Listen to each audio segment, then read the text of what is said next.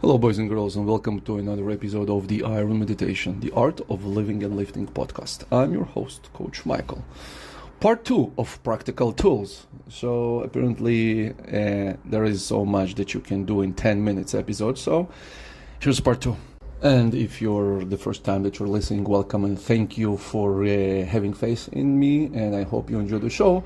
In the previous episode, I've talked about my practices, my practical tools that I use to keep and to protect my cognitive and my emotional environment and hygiene, to stay positive, focused, and moving on toward the things that matter most to me. So we're moving to the tool number 4, which is planning in advance. So it's basically a marshmallow test. Let's say I'm giving you $1,000 to spend, all right, to indulge this weekend in the vacation that I'm setting up for you. Will you keep this $1,000 or you will spend it on Sunday, Monday, on, like pizzas, beer, cigarettes, or, whatever, regardless? You'll probably keep it in pocket saying, all right, like this weekend, I have the vacation, I got a gift of $1,000 and I'm going to really enjoy it. So basically, we are talking about a marshmallow test here. Now, since planning for too far future, I'm not huge fan of it because it often proves impossible. I do plan in quarters, so I plan always in 3 months in advance. So my vacation, my retreat, my free time, even on a weekly basis, my cheat meals, all right, my fun days are planned. So as with $1,000, I'm really waiting for it. All right, I'm really anticipating, so it's very easy for me to keep my nutrition clean, to stay focused on the things I need to accomplish before I will go to this one-day retreat or a couple of days of vacation, because, life happening as we make plans. And if I can't have a 2 weeks, I'll better have a 2 days of full and fun immersion and indulging in my hashtag me time, instead of waiting or regretting or beating myself down that I cannot go for 2 weeks. All right, I'm do the best with what you can instead of wishing for what you don't. Tool number 5: don't consume news. Now, I understand that this is a very sensitive topic, but many years ago, I stopped watching news because, let's think for a second, news, it is something that is given to you by somebody else. So you are getting a filter of somebody else's preferences, and it's basically me, okay, writing your daily tasks, all right? Because I'm not watching the news that I'm interested at. I'm just opening any news channel and I'm, just overflowed with information. Now, what it does, first of all, I discovered that there are 2 very separate universes. Universe that is being told in the news and universe that actually exists near you. Now, it is right and smart to stay on top of things on a very, very high level.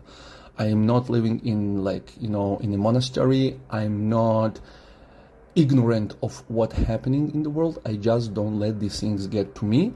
And this is the most important thing, I want to choose, and this is the part of critical thinking, okay, of me being proactive instead of being passive and manipulated.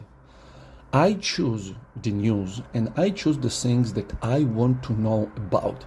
So if, for example, I want to know about the rise of juvenile crime, I will Google it, and then I proactively will read various sources, be it, Democrats and Republicans, left, right wings, ultra-religious and, non-religion, atheist, whatever. This is me choosing and picking, and this is me using my critical thinking, to compare sources to, derive to my own personal conclusions, maybe going with this or maybe going with that. But I'm not a passive mind that just being, fed stuff and stuffed with things that other people want me to believe or to act upon. And this is the same, by the way, as with everything. So I'm finding myself living in a more colorful. Again, I don't really fond of the word positive anymore because it kind of bastardized, but a more colorful world and existence it is. And the example was like in some years in Israel, it was like really heavily pumped in the news that we are near a financial crisis and nobody have money, and we like, oh my God, we're going to die. And I stopped watching news and I discovered that people had money. And I had clients and students, come on and sign for classes. And actually my financial state slowly got better because of the actions I took. And from there on, I stopped, basically consuming, this cognitive junk food.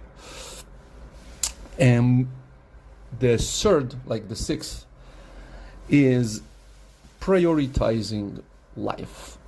And what I mean by that, we tend to forget that our work, or everything we do, is means to a bigger purpose. And in my case, for example, my purpose is being a father to my kids and leaving them the example I never had. All right, so this is me working with my personal childhood trauma or childhood experiences, whatever you want to reframe it. But this is my purpose, and everything I do, like my training, me striving and doing these events, me trying to succeed and learn how to create my own business and my own digital freedom and nomadism, is not a goal, is to show my kids how far a boy from a very small town in Ukraine with no background, no money, no leverage can get just by putting and setting his heart into it. All right, but I'm not letting it to describe me. And anytime my kids want to spend time with me, or I want to spend time with my kids, I am doing exactly this because I am on top of the purpose of, first of all, being a father and role model and spending time, because this is what matters, and this is what my kids, need. And again, I'm talking about myself here, but just to make a point. And I'm never I constantly reminding myself what's important and what's secondary. So when you have this purpose, even in training, let's take it scale down to training. That's why goals and training plans are important, because you have a purpose to to experience as much as you can before you die, because nobody knows when it's going to happen. And sometimes we tend to forget and lean toward results, toward specific times, and not the major thing, just experience this just finishing this open water swimming, or finishing this event, or whatever, or just having a six-pack for the sake of understanding what it takes and what discipline it takes to have a clean diet, not for the six packs themselves. So when you shift from bigger purpose, to these smaller purposes, you remember to prioritize life. And even on the way to the six pack, if you have a great time with your friends, don't be an asshole. You can have this beer, and have this hamburger. Alas, back to the to the first tool of planning in advance, you're not binging on beer and burgers each and every night. Then we have another issue to discuss. But prioritize live, because on a deathbed, each of us will only remember the things that matter most, and nobody will remember how many dinners he had or how many pounds he lifted.